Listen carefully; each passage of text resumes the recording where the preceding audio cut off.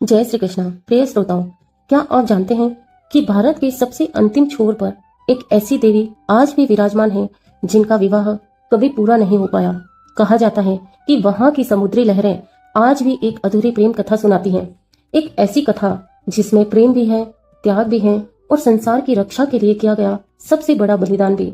वह स्थान जहाँ तीन समुद्र आपस में मिलते हैं, जहाँ सूरज सबसे अलग दिखाई देता है और जहाँ आज भी लोग एक देवी को अनंत प्रतीक्षा में बैठे हुए मानते हैं। लेकिन आखिर कौन थी ये कुमारी? क्यों भगवान शिव उनसे विवाह नहीं कर पाए? और क्या सच में वहां की रेत में आज भी टूटे हुए चावल और हल्दी के कण मिलते हैं? आज की इस रहस्यमयी कथा में हम जानेंगे कन्याकुमारी की पूरी कहानी। वीडियो को अंत तक जरूर देखिएगा, क्योंकि अंतिम भाग में मैं आपको एक ऐसा रहस्य बताऊंगी जो शायद बहुत कम लोग जानते हैं। भारत का वह अंतिम छोर भारत के दक्षिण में एक पवित्र भूमि है, जहां बंगाल की खाड़ी, अरब सागर और हिंद महासागर तीनों एक साथ मिलते हैं। इसी स्थान को आज हम कन्याकुमारी के नाम से जानते हैं। यह केवल एक शहर नहीं है, बल्कि शक्ति, तपस्या और त्याग की भूमि मानी जाती है।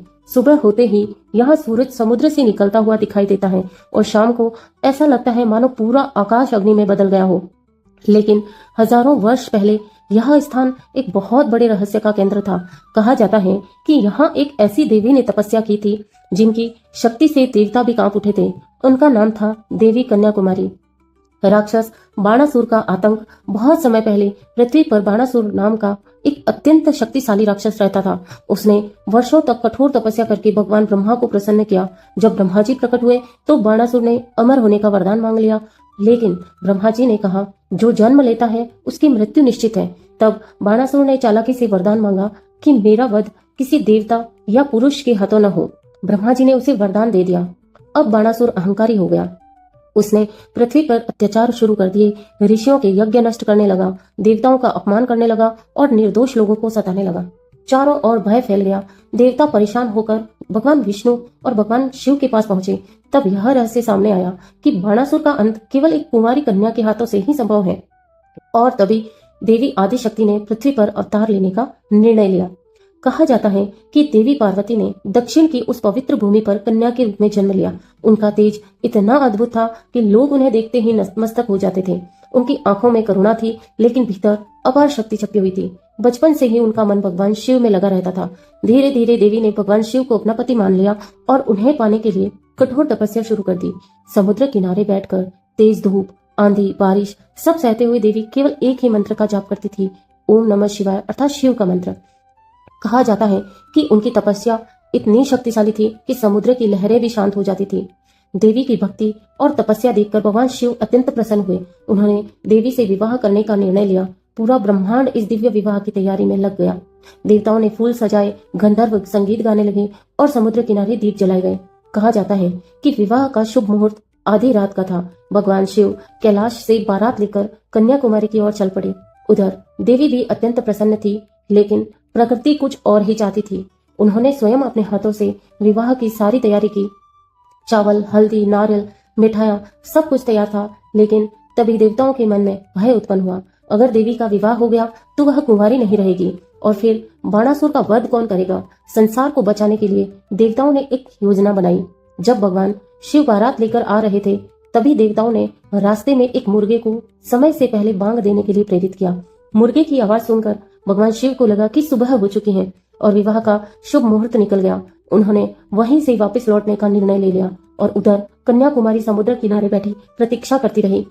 रात बीत गई, लेकिन शिव नहीं आए। श्रोताओं, धीरे धीरे देवी को सच्चाई का पता चला। उनकी आंखों से अश्रु बहने लगे। कहा जाता है कि दुख और क्रोध में देवी ने विवाह के लिए तैयार किया गया सारा भोजन समुद्र किनारे फेंक दिया। और आज भी वहां की रेत में जो रंग बिरंगे पत्थर दिखाई देते हैं, लोग उन्हें उसी भोजन का प्रतीक मानते हैं। लेकिन इतना होने पर भी देवी टूटी नहीं। उन्होंने अपने दुख को अपनी शक्ति में बदल दिया। एक दिन बाणासुर को देवी की सुंदरता के बारे में पता लगा। वह कन्याकुमारी के पास पहुंचा। उसने देवी से विवाह करने की इच्छा जताई, लेकिन देवी ने मना कर दिया। बाणासुर क्रोधित हो गया और उसने युद्ध की चुनौती दे दी। फिर शुरू हुआ एक भयानक युद्ध। समुद्र की लहरें ऊंची उठने लगी, आकाश कांपने लगा और पृथ्वी थरथराने लगी। देवी ने अपना विराट रूप धारण किया। उनकी आंखों में अग्नि जल रही थी, हाथों में दिव्य अस्त्र चमक रहे थे। बाणासुर पूरी शक्ति से लड़ता रहा, लेकिन आखिरकार देवी ने उसका वध कर दिया।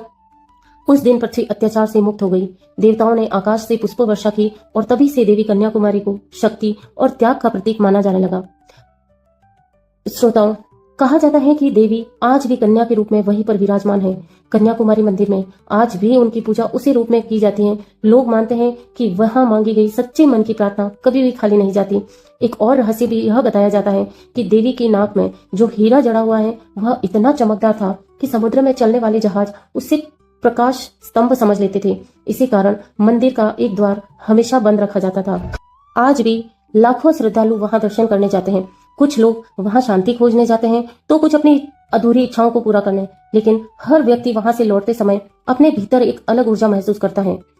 दोस्तों, विवेकानंद और कन्याकुमारी, कहा जाता है कि स्वामी विवेकानंद भी इसी स्थान पर आए थे। उन्होंने समुद्र के बीच एक चट्टान पर बैठकर ध्यान किया और वही उन्हें अपने जीवन का उद्देश्य समझ में आया। आज वही स्थान विवेकानंद रॉक मेमोरियल के नाम से प्रसिद्ध है। लोग मानते हैं कि कन्याकुमारी केवल एक तीर्थ नहीं बल्कि आत्मा को जागृत करने वाली भूमि है। कन्याकुमारी की यह कथा हमें सिखाती है कि कभी कभी अधूरी रह गई बातें भी संसार के लिए जरूरी होती हैं। अगर देवी चाहती तो वह अपना विवाह पूरा कर सकती थी, लेकिन उन्होंने अपने खुद के सुख से पहले संसार की रक्षा को चुना और यही त्याग उन्हें दिव्य नहीं बल्कि अपार शक्तिशाली और सभी लोगों में श्रेष्ठ बनाता है।